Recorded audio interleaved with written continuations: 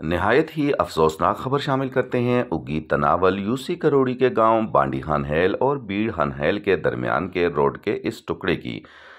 खबर यह है कि यहाँ ट्रैक्टर को रस्सियों से बांधकर खींचा जा रहा है।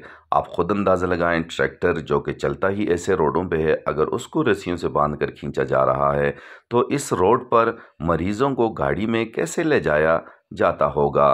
मरीज़ों को कांधों पे या चारपाई पर उठाकर ले जाया जाता है, जो आवाम के लिए एक दर्द सर है।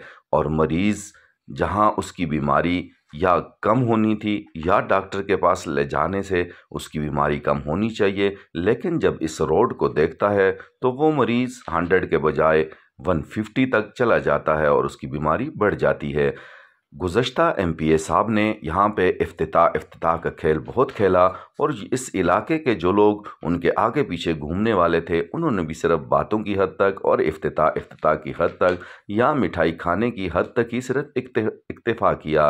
क्या मजाल के वो MPA साहब को कहते कि इस रोड को बनाया जाए। इफ्तिताह के बाद और रोड के लिए मंजूर शुदा रकम कहाँ गई, इसका किसी को इल्म नहीं। हम आस न्यूज़ के तवस्सुत से ये बताना चाहते हैं कि मुतल्लिका इदारे साबका MPA साहब और उनके करता धरता लोगों के इफ्तिताह के इस खेल का पर्दा फाश करें और मुतल्लिका इदारे एंटी करप्शन और मुहतसब आला ज़रूर इस तरफ देखें कि अगर इफ्तिताह का खेल खेला गया और पैसा कहाँ गया, इस पैसे को तलाश करें और इस रोड पर लगाएं।